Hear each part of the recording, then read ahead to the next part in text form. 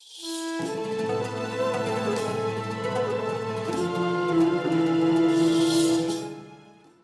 تک آپ کی کالز آتی ہیں میرے پاس سوال موجود ہے، میں ان سوالات سے شروع کرتی ہوں اور یہ وہی سوال ہیں جو آپ نے ہم تک پہنچائے ہیں۔ میرے ساتھ گیلانی صاحب بھی موجود ہیں۔ گیلانی صاحب، کسی نے لکھا ہے کہ کوئی بیٹھ کر اگر نماز پڑھتا ہے تو کیا اجر کم ہو جاتا ہے؟ دیکھیے، سب سے پہلی بات تو یہ کہ بغیر عذر کے بیٹھ کر نماز پڑھنا جائز نہیں ہے۔ جو فرائض ہیں اور واجبات ہیں اور سنن مؤکدات ہیں، ان کو بیٹھ کر پڑھنا جائز نہیں۔ ہاں، جب عذر آ جائے کہ کوئی آدمی کھڑا نہیں ہو سکتا یا زیادہ دیر کھڑا نہیں ہو سکتا تو اس کے لیے جائز ہے کہ وہ بیٹھ سکتا ہے۔ نوافل اگر سنت کی نیت سے کہ نبی پاک صلی اللہ تعالیٰ علیہ وبارک وسلم بعض اوقات نوافل بیٹھ کر پڑھا کرتے تھے، تو سنت کی نیت سے کہ آپ علیہ السلام کی سنت ہے، اس نیت سے اگر پڑھنا چاہتا ہے تو اس نیت سے نفل بیٹھ کر پڑھ سکتا ہے۔ لیکن یہ بات طے ہے کہ بغیر عذر کے اگر بیٹھ کر پڑھے گا تو ثواب میں کمی آئے گی، اور رہی یہ بات کہ عذر کے ساتھ اگر بیٹھ کر پڑھ رہا ہے تو پھر ثواب میں کمی نہیں آئے گی۔ ہمارے بعض بزرگ جو ہے وہ بیٹھ کر اسی نیت سے نوافل پڑھتے تھے کہ نبی پاک علیہ السلام کی سنت ہے، جانتے ہوئے بھی کہ عذر میں اجر میں کمی آ سکتی ہے۔ تو بہرحال یہ کہ کوشش کریں کہ نماز نفل پڑھیں یا سنت پڑھیں یا فرض پڑھیں، کھڑے ہو کر پڑھیں، کیونکہ عبادت میں جتنی دقت ہے اور جتنی زیادہ تکلیف ہے اتنا زیادہ اجر ہے۔ بے شک، بالکل ٹھیک ہے۔ میرے پاس سوال یہ ہے عفنان صاحب کہ کیا اگر بیوی کو اعتکاف میں بیٹھنا ہے تو شوہر کی اجازت لینا ضروری ہے، لازمی ہے؟ بسم اللہ الرحمن الرحیم۔ جو عبادات فرض ہوتی ہیں اس میں تو اجازت لینے کی ضرورت نہیں ہے، جیسے فرض نماز ہے، فرض حج ہے۔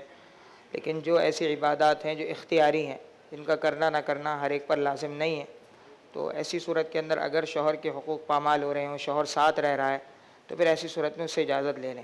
بعض اوقات یہ ہوتا ہے بیوی یہاں ہے، شوہر کہیں باہر ہے، ویسے ہی ساتھ نہیں ہے تو اجازت دینے کی ویسے ضرورت نہیں ہے، اخلاقاً لے لے تو ٹھیک ہے۔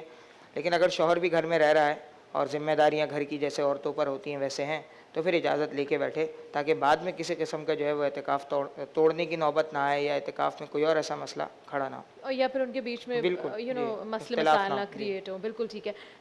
شاکری صاحب ہمارے ساتھ موجود ہیں۔ شاکری صاحب، کوئی پوچھنا چاہ رہا ہے کہ کیا افطار کے لیے ٹائم پر پہنچنے کے لیے ٹریفک سگنل توڑ تاڑ کے پہنچ جائیں، یہ صحیح ہے یا پھر آپ کو جو قوانین ہیں ان کو فالو کرنا ضروری ہے؟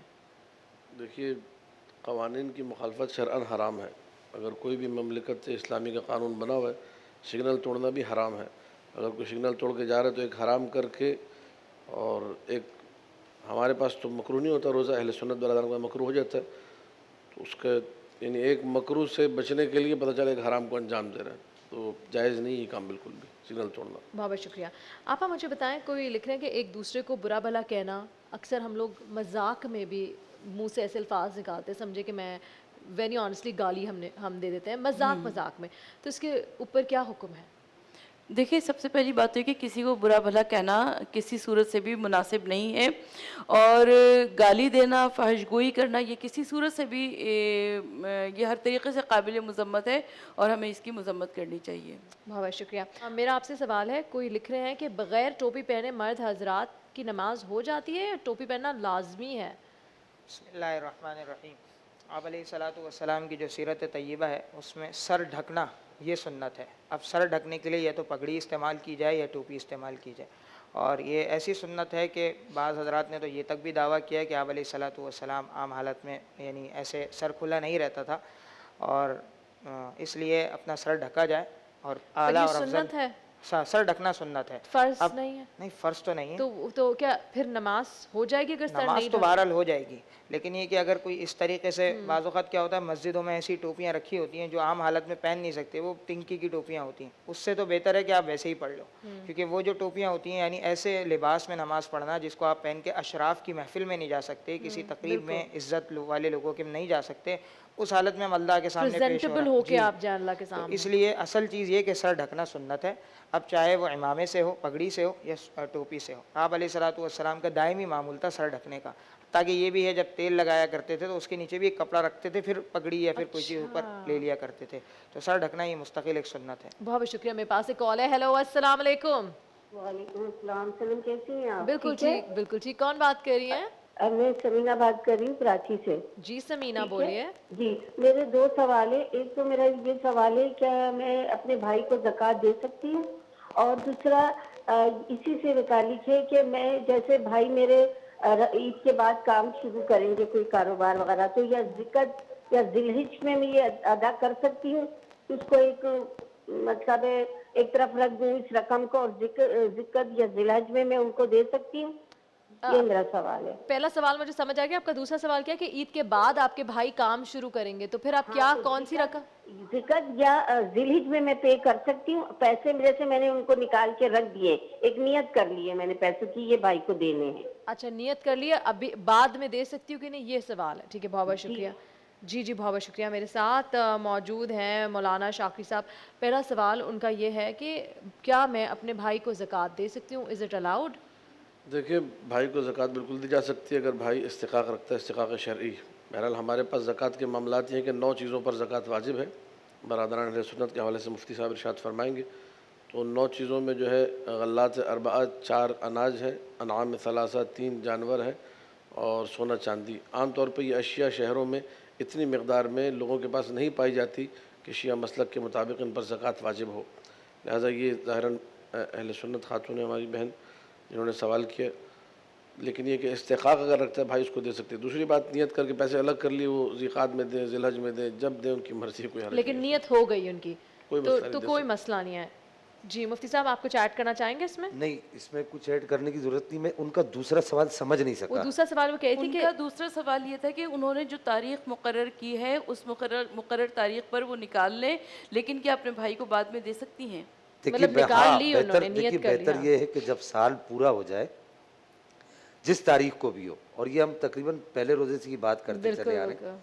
जिस तारीख को भी उनके निसाब पर साल पूरा हो जाए, वो उस तारीख को ज़कात उस फ़कीर को जिसको भी देना चाहें, फ़कीर से मुराद ये कहीं ये ना कहे कि मेरे भाई को फ़कीर कह रहे हैं, ये एक शरई इस्तिलाह है। यानी ऐसा आदमी जिसके पास मुकम्मल इतना माल नहीं है जो साहिब निसाब हो, उसको शरीयत मुतारक शरई फ़कीर कहती है। शरई फ़कीर को बेहतर तो ये है कि उस वक्त दे दें। अच्छा, दूसरा वो क्या कहा उन्होंने, क्या कहा मैं इद्दत में हूँ? नहीं, इद्दत की बात नहीं की उन्होंने, बस यही बात की कि अच्छा, बाद में बेहतर तो ये है कि वो दे दें उसको, और अगर उन्होंने निकाल कर रख दी और ईद के बाद देना चाहती तो फिर भी कोई हर्ज नहीं है, नियत हो गया। अच्छा आपा जब कोई मैं इसमें ऐड करना चाहूँगा, मैं मुल्तफित नहीं था, मैं समझा उन्होंने वैसे कोई पैसे निकाले हुए, ज़कात का मेरे जहन में नहीं था। अगर ज़कात का मामला है कि उन्होंने ज़कात निकाल के रखी, उसमें हाकिम शरअ की इजाज़त की ज़रूरत है। वो हाकिम शरअ की इजाज़त के बगैर अपने पास इस तरह नहीं रख सकती। अच्छा। किसी इनके पास जो मुफ्ती होगा या हमारे पास जो मुज्तहिद होता है उसके या उसके वकील से इजाज़त लेके अपने पास रखेंगी और बाद में दे सकती हैं। तरीक़ाकार उसका ये होता है। ठीक है, बहुत बहुत शुक्रिया। आपा मुझे बताएं, मुस्लिम बच्चों को क्रिश्चियन स्कूल्स में तालीम दिला सकते हैं? अक्सर लोग हेजिटेट करते हैं, तो तालीम के मामलात में क्या हम रिलीजन देखते हैं?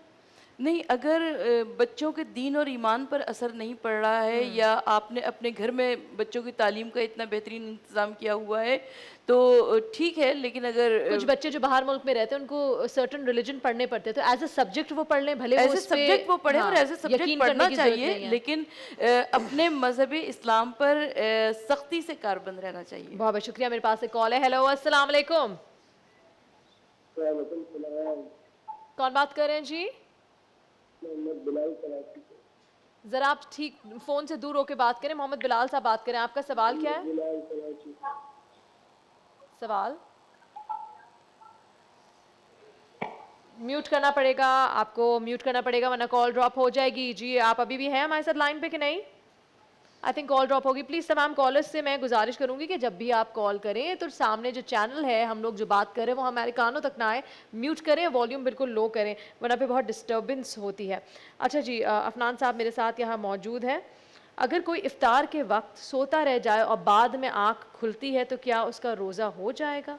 अक्सर ये बड़ा ही कॉमन सवाल है। ठीक है, असल ताल्लुक़ इफ्तार का ग़ुरूब से। ग़ुरूब का वक्त हो गया, रोज़ा ख़त्म। अब आप उसको जितना जल्दी हो, हुक्म यही है कि जल्द से जल्द इफ्तार कर लें। और ग़ुरूब के बाद जब वक्त हो जाता तो फिर आप अगर सोते रह गए या नहीं खा सके किसी वजह से, तो अब रोज़ा जो है वो आगे नहीं जाएगा। व अतिम्मुस सियाम इलल लैल, روزے کو مکمل کریں رات تک کا مطلب یہ مغرب کے بعد سے دن دوسرا شروع ہو جاتا ہے، رات شروع ہو جاتی ہے، جی جی جی جی تو بس یہ روزہ مکمل ہو گیا. اب اس کے بعد وہ اگر کسی عذر کی وجہ سے نہیں کھا سکا تو جب اس کو موقع ملے کھا لے. ہاں بہت بہت شکریہ. یہاں ہمارے اس سیگمنٹ کا وقت پورا ہوتا ہے اور وقت ہوا ہے بریک کا، تو بریک کے بعد واپس حاضر ہوتے ہیں. دیکھتے رہیے نور الرحمان عشق رمضان.